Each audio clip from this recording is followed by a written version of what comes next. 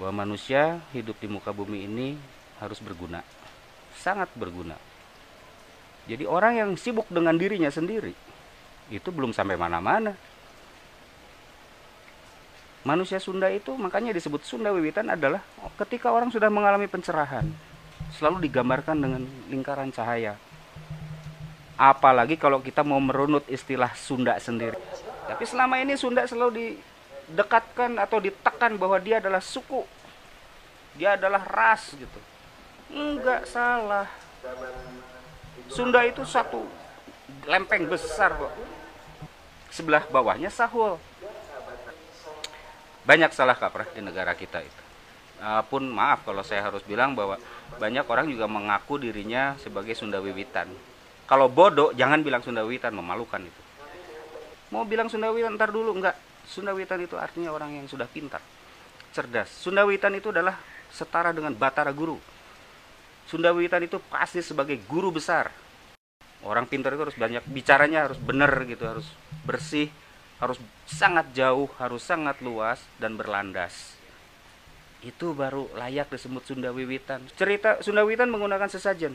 Ketika dia mampu menyatakan sesajen ini apa, sebagai sebuah karya sastra yang maha agung, hasil daya cipta yang maha kuasa yang disusun di situ, bukan buatan manusia. Tapi orang melecehkan sekali daya cipta yang maha kuasa itu. Ketika melihat sesajen, lalu orang bilang, wah ini nggak bener, ini pemuja berhala, ini ngawur. Yang bikin bunga ini sopo? Kalau saya makan bunga saya nggak mati. Saya makan satu butir beras, itu kitab kami. Kitab Ajar Pikuku Sunda itu dalam sesajen itu. Saya makan beras badan saya sebesar ini. Kamu makan Alkitab, kamu silakan. Dijamin masuk ICU tuh.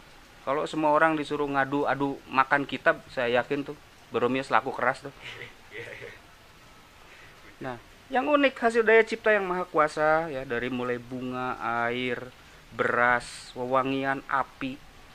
Manusia itu hanya menata. Ketika itu dilakukan, ini dahsyat. Ini bikinan yang maha kuasa loh. Saya belajar dari situ. Berarti apa? Harus punya kemampuan yang luar biasa juga untuk membaca sesajen. Ambil contoh, masyarakat Sunda Wiwitan itu, pengertian Sunda Wiwitan yang tadi, atau penganut ajar Pikuku Sunda itu tempat ibadatnya di mana? Di dalam jagat kehidupan. Dari mulai gunung, hutan, sungai, dan pakumbuhan, tempat manusia berkehidupan. Itu tempat peribadatan, semua harus dijaga. Bagaimana mungkin tempat peribadatan dibangun dengan cara merusak hasil daya cipta yang maha kuasa?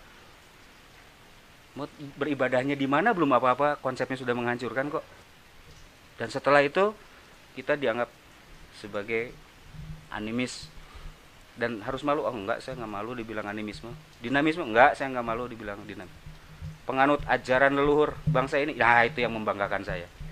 Kita harus merdeka dan berdaulat di negara sendiri dalam bentuk apapun. Selama ini apa kita merasa merdeka dan berdaulat? Tidak, kita dijajah, diteror oleh pemahaman yang tidak pernah kita pahami di dalam kehidupan di negara ini.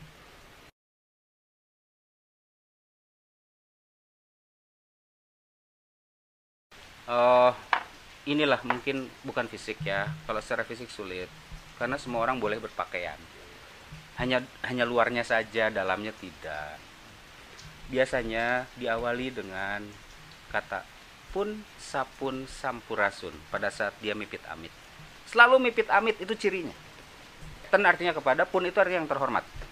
Jadi punten itu artinya kepada yang terhormat, dan dia selalu begini. Kemanapun dia pergi dia akan melakukan tata krama itu. Itu ciri-cirinya. Secara fisik akan kelihatan. Pun sapun sampurasun. Amit ampunnya paralun. Dia akan memperlihatkan itu.